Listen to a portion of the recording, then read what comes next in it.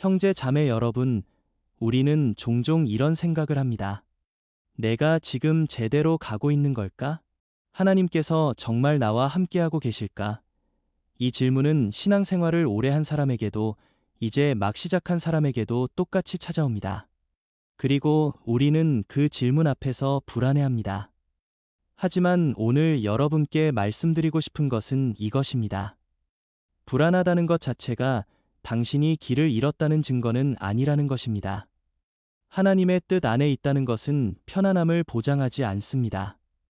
오히려 그 반대일 때가 많습니다. 성경을 보면 하나님의 부르심을 받은 사람들 중에 편한 길을 걸은 사람은 거의 없습니다. 노아는 비웃음을 받으면서도 방주를 지었고, 아브라함은 어디로 가는지도 모른 채 고향을 떠났습니다.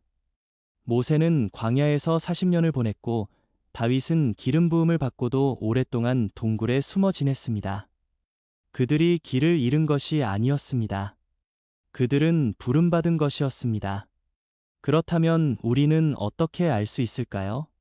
내가 지금 하나님의 뜻 안에 있는지, 아니면 정말로 길을 잃은 것인지를요. 저는 이 질문을 오랫동안 품고 살았습니다. 그리고 성경과 여러 신앙의 선배들의 글을 읽으면서 깨달은 것이 있습니다. 하나님의 뜻은 우리가 생각하는 것처럼 숨겨진 보물 같은 것이 아니라는 것입니다. 그것은 오히려 우리 안에서 자라나는 성품과 반응으로 나타납니다. 여러분, 하나님의 뜻 안에 있는 사람은 상황이 불분명해도 마음은 고요합니다. 빌립보서 4장에서 바울은 하나님의 평안이 모든 이해를 뛰어넘는다고 말했습니다. 이것은 매우 중요한 표현입니다. 평안이 이해를 뛰어넘는다는 것은 이성적으로 납득이 되지 않아도 마음이 평온할 수 있다는 뜻입니다. 세상은 우리에게 이렇게 말합니다. 계획이 있어야 안심할 수 있다고, 모든 것이 명확해야 평안할 수 있다고요. 하지만 신앙의 평안은 그런 것이 아닙니다. 그것은 내가 모든 것을 통제하지 못해도 하나님이 통제하고 계신다는 확신에서 오는 것입니다. 앤드류 머레이는 겸손이라는 책에서 이렇게 썼습니다. 진정한 평안은 내가 아무것도 아니라는 것을 받아들일 때 온다고요. 처음에는 이 말이 이해가 되지 않았습니다. 내가 아무것도 아니라는 것을 어떻게 평안의 근거로 삼을 수 있을까요? 하지만 곰곰이 생각해보니 이해가 되었습니다. 내가 아무것도 아니라는 것은 내가 모든 것을 책임져야 한다는 부담에서 벗어난다는 뜻입니다.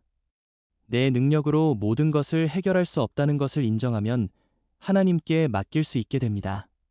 그리고 그것이 진짜 평안의 시작입니다. 이사야 26장에서 선지자는 주위께서 심지가 견고한 자를 평강의 평강으로 지키신다고 말했습니다. 심지가 견고하다는 것은 하나님을 신뢰한다는 뜻입니다. 여러분, 지금 당신의 마음을 살펴보십시오. 모든 것이 명확하지 않아도 평온한가요? 앞날이 보이지 않아도 두렵지 않은가요? 그렇다면 당신은 하나님의 뜻 안에 있는 것입니다. 하지만 만약 당신이 끊임없이 불안하고 초조하다면 그것은 두 가지 중 하나입니다. 하나는 당신이 하나님보다 상황을 더 바라보고 있다는 것이고, 다른 하나는 당신이 실제로 하나님의 뜻 밖에 있다는 것입니다. 이 둘을 구분하는 것이 중요합니다. 베드로가 물 위를 걸을 때를 기억하십니까? 예수님을 바라볼 때는 걸을 수 있었지만 바람과 파도를 보는 순간 가라앉기 시작했습니다. 그는 길을 잃은 것이 아니었습니다. 그는 예수님이 오라고 하신 곳으로 가고 있었습니다. 하지만 시선이 바뀌면서 평안을 잃었던 것입니다. 우리도 마찬가지입니다. 하나님의 뜻 안에 있어도 상황에 집중하면 평안을 잃을 수 있습니다. 그러므로 평안이 없다고 해서 즉시 당신이 잘못된 길을 가고 있다고 결론 내리지 마십시오. 먼저 당신의 시선이 어디에 있는지 점검해 보십시오. 여러분, 요한계시록 3장에서 예수님은 자신이 여는 문은 아무도 닫을 수 없다고 말씀하셨습니다.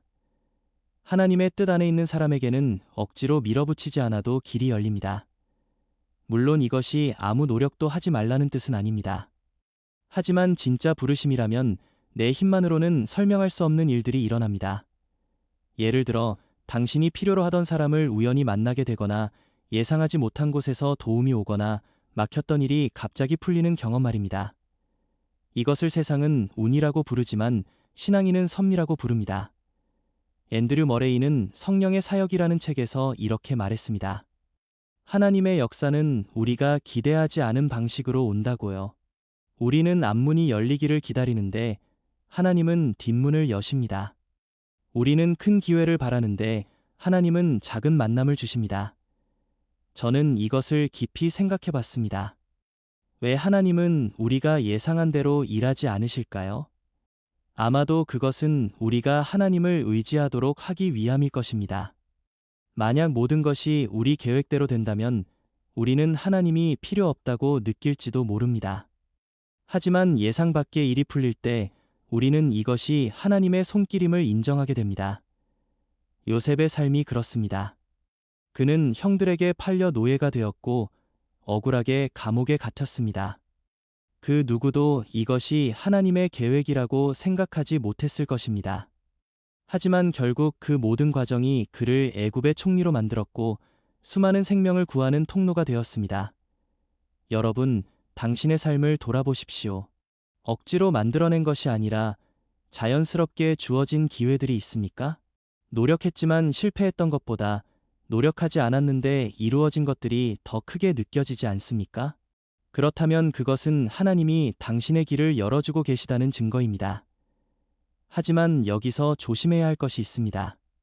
모든 열린 문이 하나님이 여신 문은 아닙니다. 때로는 유혹의 문도 활짝 열려 있습니다.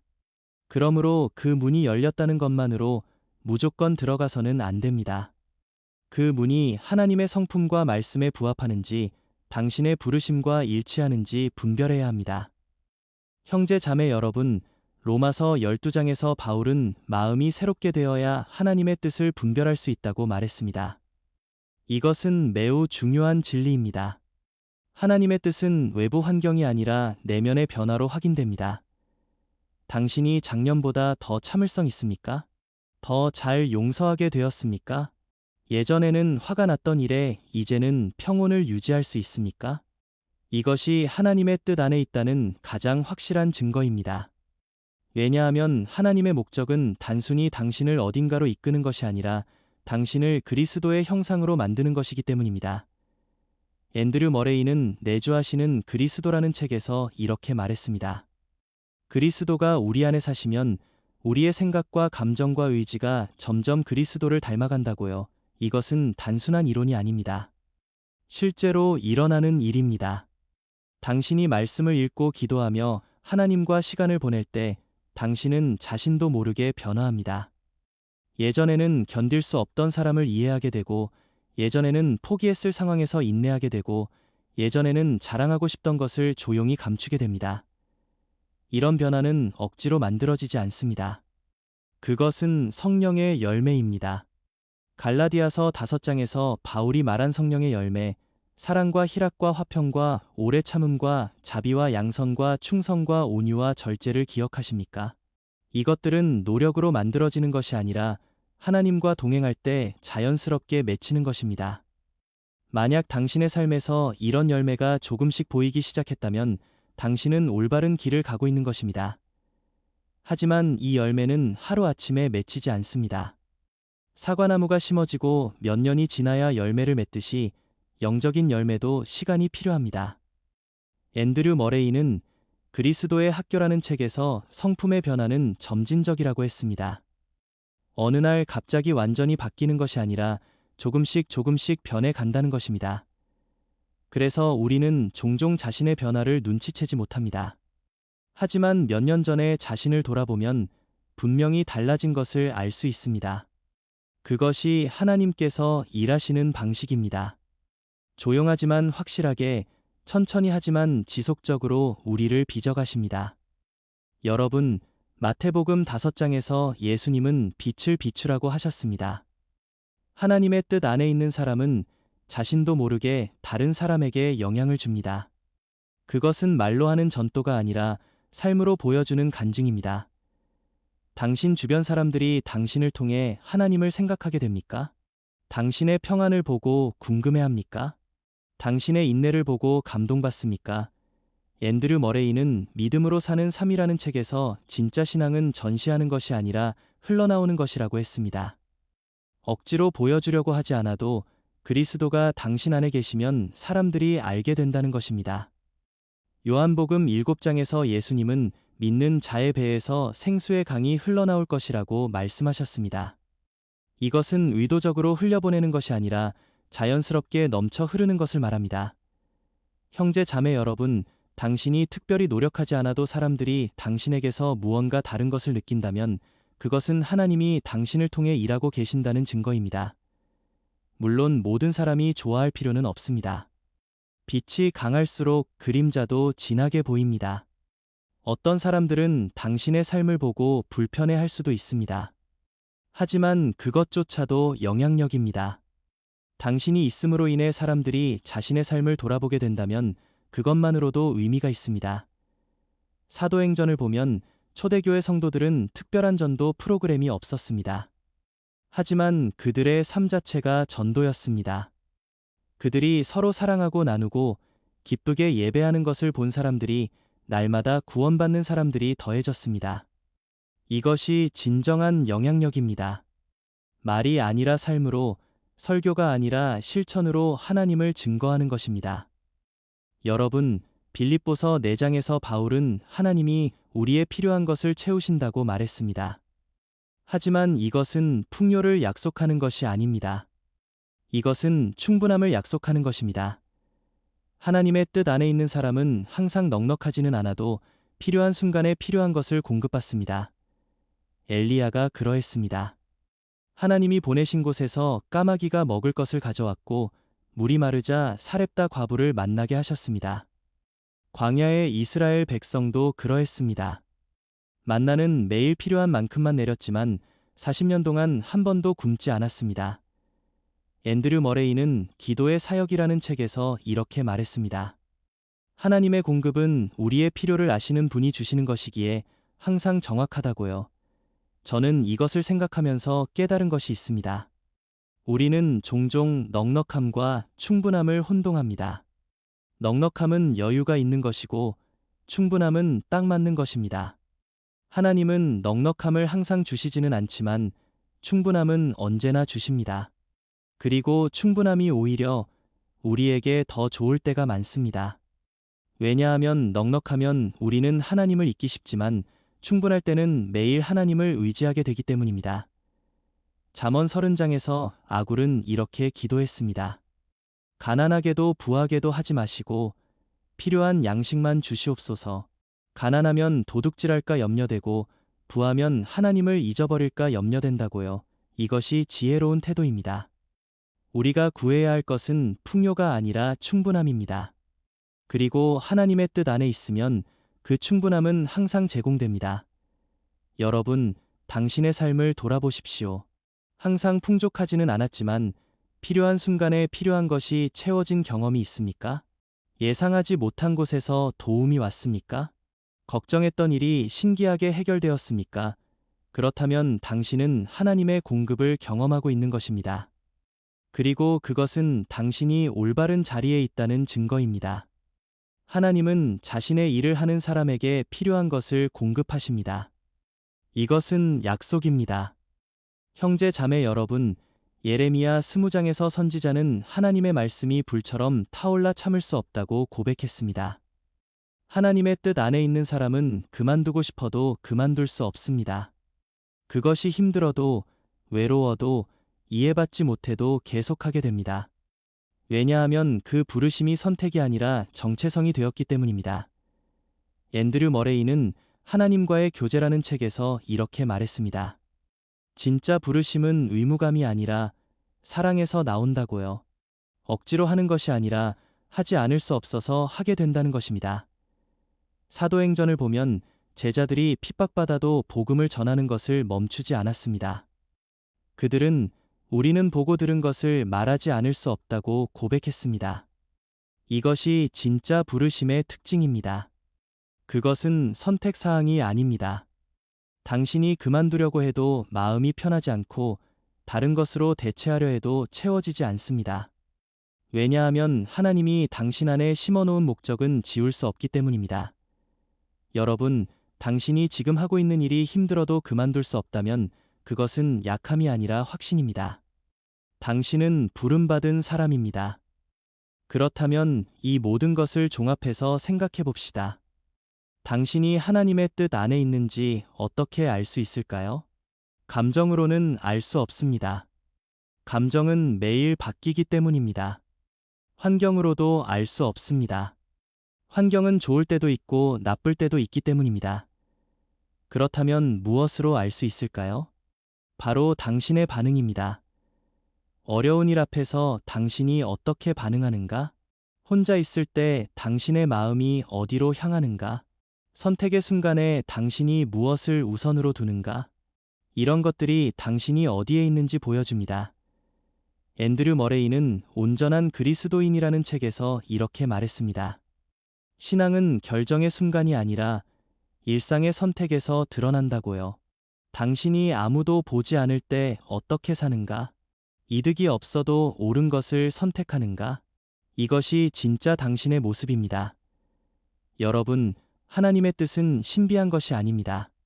그것은 매일의 순종 속에 있습니다. 당신이 매일 아침 일어나서 하나님을 생각하고 말씀을 읽고 기도하고 그날의 선택을 하나님께 맡기는 것, 그것이 하나님의 뜻 안에 거하는 것입니다. 큰 계획이나 거창한 비전이 아니라 오늘 하루를 하나님과 함께 사는 것입니다.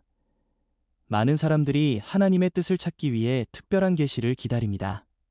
하지만 성경은 우리에게 이미 충분한 가르침을 주었습니다. 미가서 6장에서 선지자는 하나님이 우리에게 요구하시는 것이 무엇인지 분명히 말했습니다. 정의를 행하며 인자를 사랑하며 겸손히 하나님과 동행하는 것입니다. 이것이 하나님의 뜻입니다. 당신이 정의롭게 살고 있습니까? 다른 사람에게 자비를 베풀고 있습니까? 겸손하게 하나님을 따르고 있습니까? 그렇다면 당신은 이미 하나님의 뜻 안에 있는 것입니다. 더 이상 특별한 확신을 구할 필요가 없습니다. 당신의 삶 자체가 확신입니다. 혹시 지금 당신이 확신이 없다면 어떻게 해야 할까요? 형제자매 여러분, 먼저 멈추십시오. 조급하게 무언가를 하려고 하지 마십시오. 시편 46편에서 하나님은 가만히 있어 내가 하나님인 줄 알라 하셨습니다. 때로는 멈추는 것이 가장 큰 순종입니다. 조용히 앉아서 하나님의 음성을 듣는 것, 그것이 시작입니다. 그리고 단순하게 사십시오. 너무 많은 것을 하려고 하지 마십시오. 앤드류 머레이는 하나님의 뜻이라는 책에서 하나님의 뜻은 복잡하지 않다고 말했습니다. 그것은 항상 단순합니다. 사랑하고, 용서하고, 순종하고, 기다리는 것입니다. 이것이 전부입니다. 당신이 이것을 실천하고 있다면 당신은 올바른 방향으로 가고 있는 것입니다. 그리고 포기하지 마십시오. 어떤 사람들은 금방 확신이 오기를 기대하지만 대부분의 경우 확신은 시간이 지나야 옵니다. 아브라함도 처음부터 모든 것을 알지 못했습니다. 그는 한 걸음씩 나아갔고 그 과정에서 하나님을 더 깊이 알게 되었습니다. 당신도 마찬가지입니다. 지금 당장 모든 것이 명확하지 않아도 괜찮습니다. 중요한 것은 오늘 할 수 있는 한 걸음을 내딛는 것입니다. 여러분, 하나님의 뜻 안에 있다는 것은 완벽함을 의미하지 않습니다. 그것은 방향을 의미합니다. 당신이 하나님을 향해 가고 있다면 비록 느리고 넘어지더라도 당신은 올바른 길을 가고 있는 것입니다. 하나님은 우리의 완벽함을 보시는 것이 아니라 우리의 마음을 보십니다. 다윗은 많은 실수를 했습니다. 하지만 성경은 그를 하나님의 마음에 맞는 사람이라고 불렀습니다. 왜일까요? 그는 실수했을 때마다 하나님께 돌아왔기 때문입니다. 그는 자신의 죄를 숨기지 않고 고백했고 용서를 구했고 다시 일어섰습니다. 이것이 하나님의 뜻 안에 사는 것입니다. 넘어지지 않는 것이 아니라 넘어져도 다시 일어나는 것입니다. 그러므로 당신이 지금 실패했다고 느낀다면 그것이 끝이 아닙니다. 하나님은 당신을 포기하지 않으셨습니다. 당신이 하나님께 돌아오기만 한다면 하나님은 당신을 다시 일으켜 세우실 것입니다. 이사야 40장에서 하나님은 약한 자에게 능력을 주시고 무능한 자에게 힘을 더하신다고 말씀하셨습니다. 피곤한 자에게는 능력을 주시고 무력한 자에게는 기력을 더하신다고 했습니다. 형제 자매 여러분, 마지막으로 이것을 기억하십시오. 하나님의 뜻은 목적지가 아니라 여정입니다. 당신이 언젠가 도착할 곳이 아니라 지금 걷고 있는 길입니다. 매일 아침 깨어나서 하나님을 찾고 그분의 음성을 듣고 그분을 따르는 것, 이것이 하나님의 뜻 안에 사는 것입니다. 크고 대단한 일을 해야 하는 것이 아닙니다. 작고 평범한 일상 속에서 하나님과 동행하는 것입니다. 당신은 길을 잃은 것이 아닙니다. 당신은 부름받았습니다. 비록 지금 혼란스럽고 불안하더라도 당신이 하나님을 찾고 있다는 그 사실 자체가 당신이 올바른 방향으로 가고 있다는 증거입니다. 계속 나아가십시오. 하나님은 당신과 함께 걸으십니다.